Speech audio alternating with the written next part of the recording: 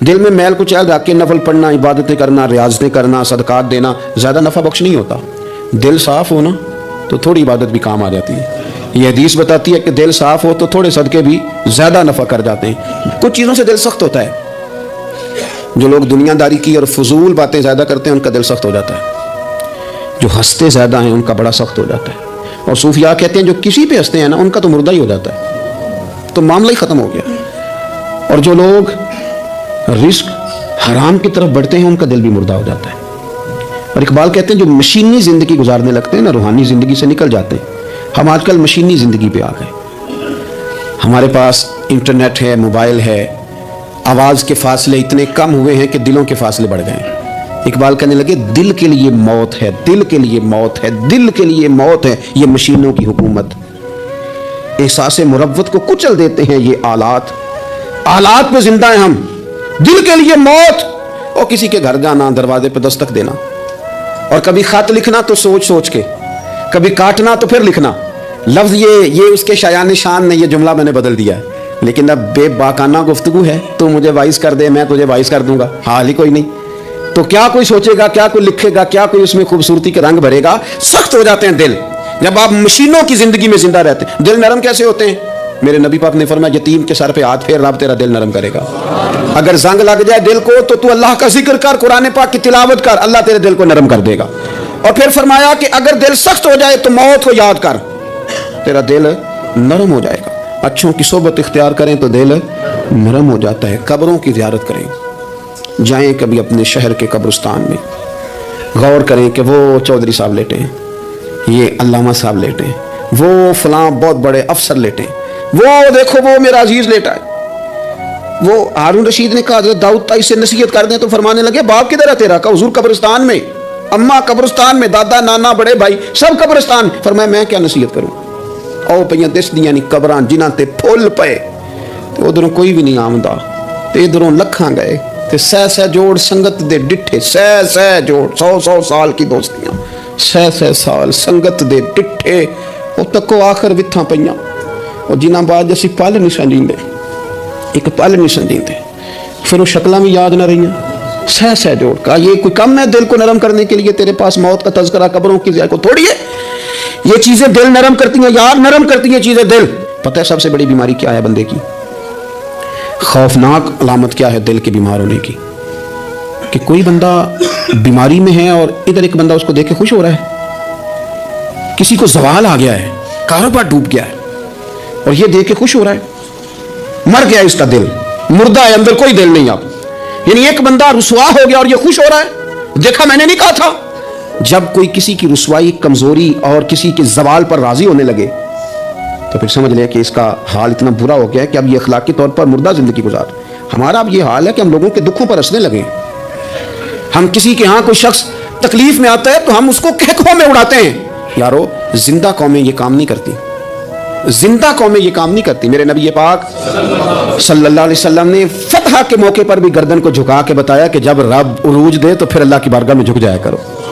کسی شخص کے پتہ ہے ایک حدیث سنو، یہ مسلم شریف میں موجود ہے، حضور نے فرمایا ایک بندہ گناہ کرتا تھا پھر اس نے توبہ کر لی، اگر کسی نے دوبارہ اسے وہ گناہ یاد کرایا کہ تو یوں ہوتا تھا، اگر کسی نے اسے دوبارہ گناہ یاد کرایا تو یاد کرانے والے کو اللہ سزا کے طور پر مرنے سے پہلے اس گناہ میں مبتلا کر دے گا۔ خفیہ تدبیر آئے گی اللہ، جس کو اللہ نے معاف کر دیا، زمین آسمان بھول گئے، فرشتوں کے دفتر سے اس کا گناہ محو کر دیا گیا، تو نے کیوں یاد رکھا؟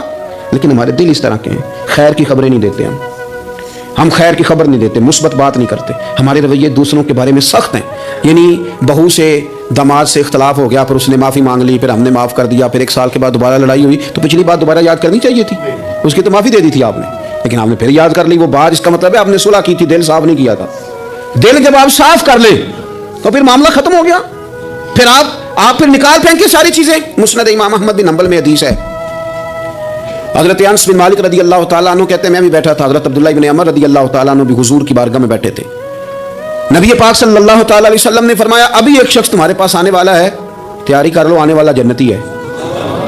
کہتے ہیں ایک شخص اندر داخل ہوا تو سادہ سا بندہ، داڑھی سے پانی کے قطرے گر رہے، جوتے ہاتھ میں پکڑے یا بغل میں دبائے، وہ آ گیا حضور سے بات چیت کی، چلا گیا۔ ہم بڑے خوش تھے کہ کمال نہیں ہو گیا جس کو حضور نے دنیا میں جنت کی بشارت عطا کر دی۔ अगले दिन उसने इत्तेफाक हम उसी जगह उसी हाल में बैठे थे कि फिर महबूब ने फरमाया अभी एक बंदा आने लगा, जन्नती है।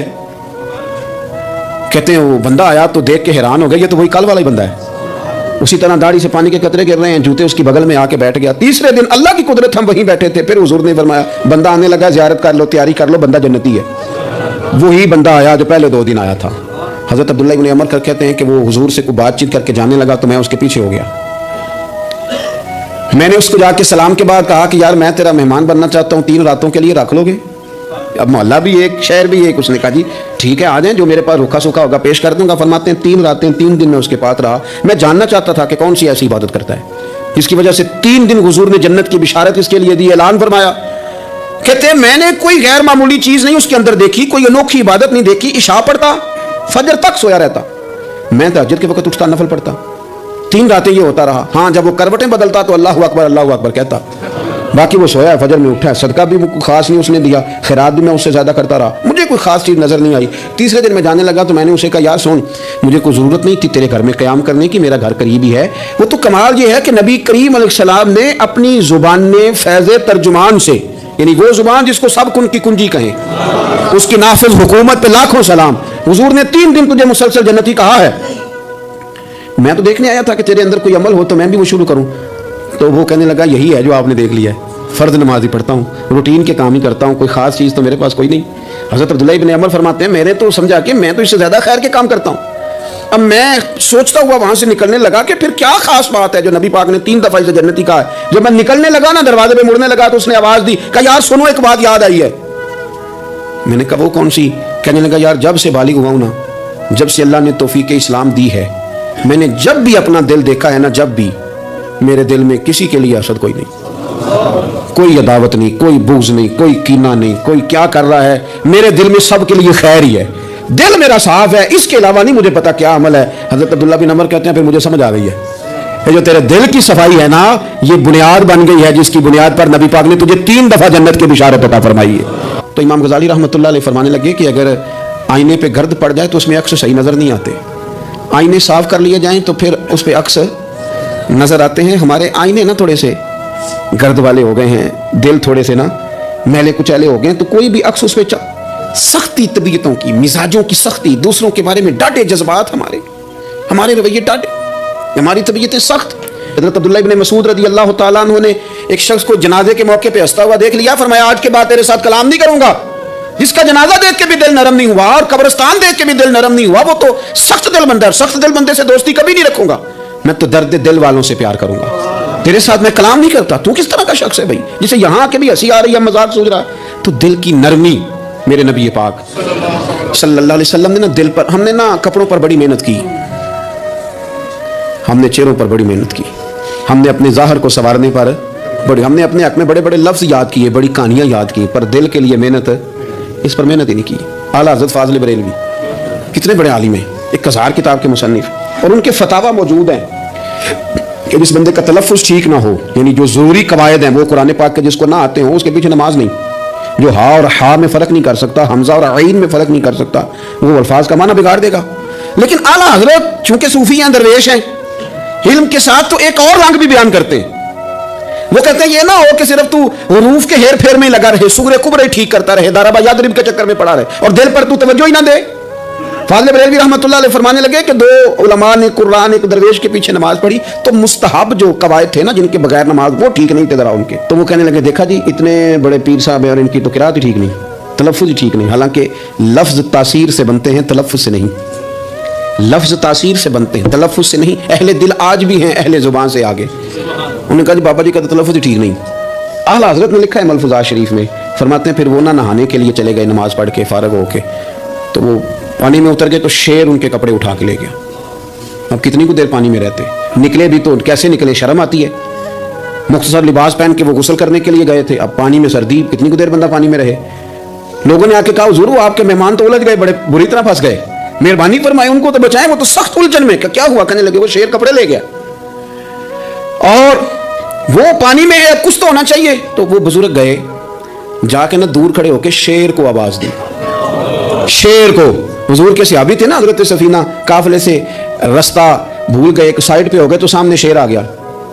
मैंने कहा है लेकिन जब आ जाए तो جب شیر سامنے آ جائے، جب سامنے آ جائے پھر پتہ چلتا ہے کہ یہ تو واقعی آ گیا ہے، پھر اندازہ اور ہوتا ہے۔ حضرت سفینہ کے سامنے شیر ہی آ گیا، مشکات میں شیر آیا، اب کوئی بھاگتا ہے، کوئی چڑھتا ہے درخت پہ، کوئی لکڑی اٹھاتا ہے، کوئی اسلحہ پکڑتا ہے، حضرت سفینہ فوراً بولے، کہنے لگے شیر ذرا خیال کرنا میں رسول اللہ کا غلام ہوں۔ پھر آکھیا شیر سفینہ تائی جا رہا یا راہ جاندے، او جڑے غلام رسول اللہ دے اسی غلام ہونا دے۔ شیر دو میں لاتا رستہ چھوڑ گیا، اور بابا جی بھی گئے، فاضل بریلوی کہتے ہیں شیر کو آواز دی، شیر دوڑا آیا، آگے کہنے لگے وہ ہمارے مہمانوں کے کپڑے لے گئے، تو یہ شرم نہیں آتی؟ تو شیر کپڑے اٹھا کے واپس لایا، ان علماء کو، حضرات علماء کو کپڑے پیش کیے۔ جب ان کو پیش کیے تو پیش کرتے ہی بزرگ پھر فرمانے لگے، کہنے لگے مولانا تم نے لفظ سیدھے کیے ہیں، میں نے دل سیدھا کیا ہوا ہے۔ تم نے محنت کر کے نا لفظ ٹھیک کیے ہیں، لیکن میں نے دل ٹھیک کیا ہے۔ دل پاک ہوئے تے پاک ہی ملتا ہے، تے بنا پاکوں پاک نہیں ملتا۔ سارے جسم دے توون نالوں ایک ٹکڑا تول ہے دل دا۔ حضرت سلطان باؤ رحمۃ اللہ علیہ فرمانے لگے دل کالے نالوں منہ کالا چنگا، دل کالے نالوں منہ کالا چنگا، جے کوئی رمز پچھانے، اگر کسی کو بات کی سمجھ آئے تو دل نہیں سیاہ ہونا چاہیے، منہ ہو بھی جائے تو کام چل جاتا ہے۔ تو اپنے دل کی صفائی پر دیکھیں میرے نبی پاک علیہ وسلم نے ارشاد فرمایا کہ رب نہ تمہارے مال دیکھتا ہے نہ چہرے دیکھتا ہے، رب تو تمہارا دل دیکھتا ہے۔ اور امام غزالی حدیث لائے ہیں، حضرت عمر فاروق رضی اللہ تعالیٰ عنہ فرماتے ہیں کسی نے حضور صلی اللہ علیہ وسلم سے پوچھا کہ رب آسمانوں میں کہ زمینوں میں؟ جلوے تیری ذات کے کو بکو ہیں، جدھر دیکھتا ہوں ادھر تو ہی تو ہے۔ اللہ زمینوں میں کہ آسمانوں میں؟ تو حضور فرمانے لگے رب تو بندہ مومن کے دل میں رہتا ہے، اللہ تو مومن کے دل میں ہے۔ مومن کے دل کتنا بڑا ہے وہ دل جس میں رب ہے، رب کی یاد ہے، رب کی محبت ہے۔ اس لیے حضرت عمر فرمایا کرتے تھے میں نے دل کی آنکھوں سے اپنے مالک کی زیارت کی ہے۔ اور اقبال نے شاید اسی لیے مشورہ دیا تھا کہ دل بینا بھی کر خدا سے طلب، آنکھ کا نور دل کا نور نہیں، اللہ سے آنکھوں والا دل مانگ، اندھا نہ ہو جائے کئی طرح دل، دل بینا بھی کر خدا سے طلب، آنکھ کا نور دل کا نور نہیں۔ عزیز بھائی اللہ کے جلوے، لیکن ایک بات ذہن میں رکھنا، کسی گلاس میں تھوڑی سی غلاظت ہو نا، دودھ تو دور رہا، شہد تو دور رہا، اس میں کوئی پانی بھی نہیں پیتا، تھوڑی سی غلاظت ہو، اور آپ کی آنکھوں کے سامنے وہ غلاظت دھل بھی گئی، صاف بھی ہو گئی، شرعی تقاضے پورے ہو گئے، پھر بھی کچھ لوگ کہتے ہیں میری طبیعت نہیں مانتی، میرا دل نہیں مانتا۔ صحیح کہہ رہا ہوں میں؟ اور بھائی اتنی سی غلاظت گلاس میں تھی اور سادہ پانی نلکے کا، تو اس میں پینا پسند نہیں کرتا، اور اگر دل غلاظت سے بھرا ہو تو رب کی محبت وہاں آئے گی، خدا اپنا قرب وہاں رکھے گا۔ کسی سے جلنا، کسی سے حسد کرنا، کسی کے بارے میں عداوت رکھنا، کچی بولیاں بولنا، اور اب تو اتنا عجیب حال ہو گیا، جماعتیں جماعتوں کے بارے میں برا خیال کرتی ہیں، خانقاہ اور آستانوں کا یہ حال ہے کہ سبق پڑھایا جاتا ہے دوسرے کے خلاف، بس ہم ٹھیک ہیں، یہ تصوف ہے کہ میرا تو ٹھیک ہے، طریقت تو یہ تھی کہ میں ٹھیک نہیں باقی سارا زمانہ ٹھیک ہے، تو کس چکر میں پڑا ہوا ہے؟ اعلیٰ حضرت فاضل بریلوی رحمۃ اللہ تعالیٰ علیہ کے ایک درویش تھے، تو فاضل بریلوی رحمۃ اللہ سے کہنے لگے میں نے مرید ہونا ہے، فرمانے لگے پتر جلدی نہ ہو، جا سارا زمانہ دیکھ، اگر کوئی میری طرح کا مل گیا، مجھ سے بہتر مل گیا تو پھر میرے ساتھ وعدہ کر وہیں رہ جانا، ہاں اگر تیرے خیال میں نہ ملا تو پھر آنا، جا گھول زمانہ دیکھ۔ یہ کیا بات ہوئی کہ آپ نفی کرنے لگے سارے زمانے کی اور کہیں صرف میں ٹھیک ہوں، فقط میں ٹھیک ہوں، یہ طریقت ہے؟ اور تصوف والے تو لوگ یہ کہا کرتے تھے میں تے بندہ ٹھگ جے لوکو، میں تے بندہ چور، اور جس دا خلقت کلمہ پڑھ دی وہ محمد ہور۔ وہ لوگ تو نفی کرتے تھے، وہ لوگ تو نفی کرتے تھے اپنی، کہتے تھے میں کوئی شے نہیں، میں تے بندہ ٹھگ جے لوکو، اور میں تے بندہ چور۔ میاں محمد بخش صاحب رحمۃ اللہ علیہ ایک عالم نگار نے لکھا تھا کہ وہ کچھ لوگ نا سکھ ہندو یہاں رہتے تھے، تو ان کا نام محمد تھا چونکہ، تو بات کو شبہ پڑ گیا کہ شاید جن کا لوگ کلمہ پڑھتے ہیں نا مسلمان، معاذ اللہ یہ وہ والے ہیں۔ تو میاں صاحب اپنے بارے میں کیا کرو، میں تے بندہ ٹھگ جے لوکو، میں تے بندہ چور، جس دا خلقت کلمہ پڑھ دی وہ محمد ہور، اور میں تو ایک ٹھگ ہوں۔ حضرت میاں شیر محمد صاحب شرک پوری رحمۃ اللہ علیہ سرتاج ہیں اولیاء کے، سید اسماعیل شاہ صاحب بخاری حضرت کرما والا شریف والے، وہ کہتے ہیں میں بیعت ہونے کے لیے جب شرک پور شریف آ رہا تھا تو رستے میں مجھے ایک بزرگ مل گئے، تو مجھے کہنے لگے کدھر جا رہے ہو، کون ہو؟ میں نے کہا میں سید ہوں اور میاں صاحب سے بیعت ہونے جا رہا ہوں۔ تو مجھے کہنے لگے وہ تو دنیا دار ہے، جیبوں میں ہاتھ ڈالتا ہے لوگوں کی، تو سید ہو کے رائیں کے پیچھے کیا لینے جا رہا ہے؟ جڑا بلے نو سید آکھے دوزخ ملنے سزائیں، جڑا بلے نو رائیں آکھے او جنت پینگا پائیں، کیونکہ رانجا رانجا کر دی نہیں میں ہوں آپ ہی رانجا ہوئی، رانجا یاکھن ساریاں میں نے ہیر نہ آکھے کوئی۔ وہ تو کدھر جا رہا ہے؟ کہتے میں نے کہا بابا زیادہ باتیں نہ کر، ناراض ہو جاؤں گا۔ کہتے بابے نے کئی دفعہ رستے میں مجھے منع کیا نہ جانا نہ جانا، فلانی جگہ چلا جا فلانی جگہ، لیکن میں چلا گیا، میری طلب صادق تھی، جب میں باہر جا کے بیٹھا تو اندر سے بلاوا آیا کہ میاں صاحب نے بولا. اندر گیا تو یہ تو وہی بابا جی ہیں جو مجھے روک رہے تھے. تو میاں جی خود ہیں حضرت میاں صاحب. کہنے لگے بیلیا تینوں بڑا موڑیا پر تو مڑیا ہی نہیں. وہ تو روکتے تھے, اپنی نفی کرتے تھے. دل صاف دوسرے کے بارے میں, نظریہ صاف, کسی کے بارے میں خیر کا جملہ, کسی کی وکالت کرنا, کسی کا عیب چھپانا, کسی کے بارے میں اچھے لفظ بولنا, یہ مومن کی شان ہے. مومن کا دل ایسے سونا. میرے نبی پاک صلی اللہ تعالی وسلم نے فرمایا یہ میرا زید بن حارثہ ہے, اس کا دل اللہ نے نور ایمان سے بھر دیا ہے. ایمان سے دل بھر دیا رب تعالیٰ نے. ایک دن صبح صبح حضور نے پوچھا, داتا صاحب نے اس کو لکھا ہے, نبی پاک نے پوچھا تم نے صبح کس طرح کی؟ عرض کی یا رسول اللہ اس حال میں کہ میں پکا مومن ہوں.